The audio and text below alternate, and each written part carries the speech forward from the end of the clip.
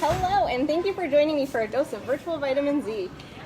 So we are here in the reptile building today, and we are going to learn a little bit about positive reinforcement training with the Chinese alligator. So we have Jeff, curator of Reptiles, who's going to talk a little bit about what we will see today.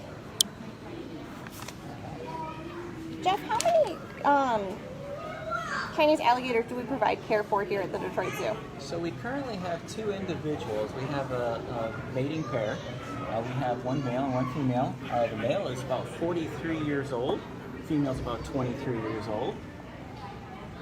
So that means that they're full grown then? These guys are full grown. Yeah, they're actually, a lot of times they can breed by the ages of like 5 or 6, depending on their, how fast they grow in the wild. Okay. Yep.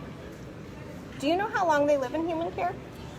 We don't have exact, periods of length in captivity, but we do. We have seen some that like 40 plus years. They should live probably into the 60s, potentially even the 70s. Awesome.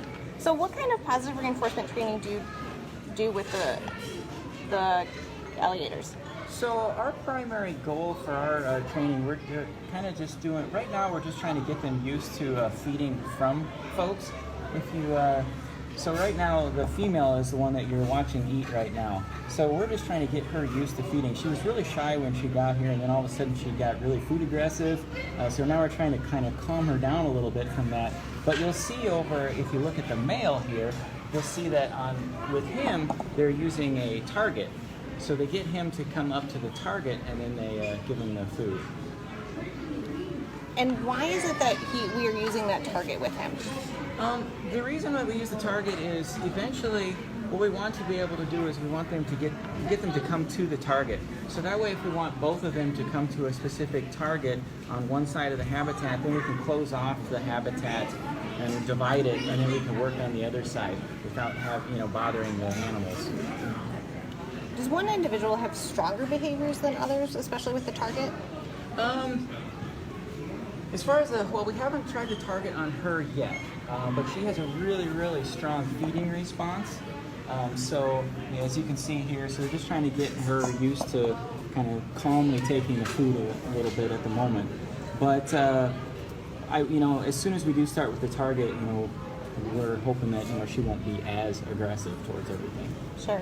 Yep. How often do they eat? We feed them roughly about 2 times a week. Okay. Yeah. Well, what is it that they eat? They feed a mix of fish as well as small rodents. Okay. So it looks like they're getting a little bit of both today. I see fish and rodents today in that bucket. About how long would it take to learn a behavior? That really depends on the behavior itself as well as the individual. Some individuals are really smart and they pick up on things really quickly.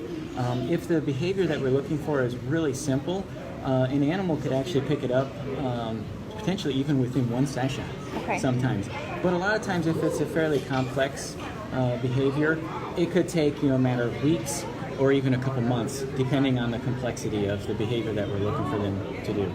And it also depends too whether it's a natural behavior or it's something that we're asking them to do outside of what they would normally do naturally, that we would be looking to, manage as far as husbandry is concerned. So sure. That'll make a big difference as well. What would be a natural behavior that you would try to train for?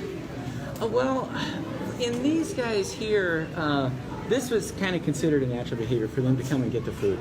So since once they know that, we're providing the food, then them coming towards us for that food is something that they would naturally do.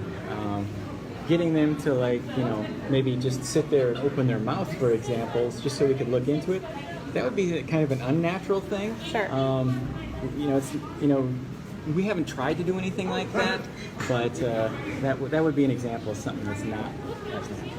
So I'm noticing that with the male here, he didn't want to come up and get any food. So does that mean that if he doesn't choose to participate in the training, will he get his food elsewhere?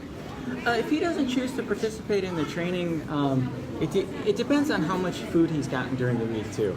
Because if he's already eaten really well, maybe he just didn't want any food. Okay. And that can be a motivator for whether or not they want to participate. Sure. Yeah.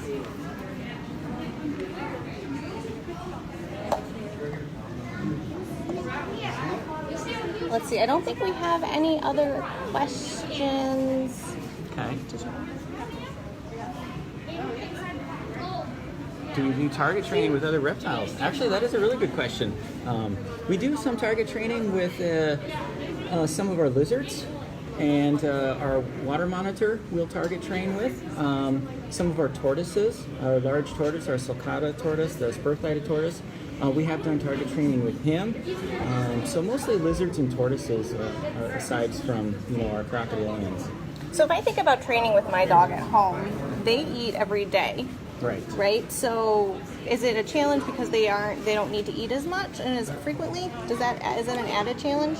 It can be an added challenge for reptiles just because you just don't get to do it as often. Sometimes we can break the items into smaller amounts and then spread them out over the course of multiple days. But depending on what animal it is and how much they actually eat, we don't want to overfeed them either. Absolutely. So, yeah. It's all about making sure that they're healthy. Yeah, we got to maintain a healthy weight on these guys. Well, thanks so much, Jeff, for your time today. Yes, you're very welcome.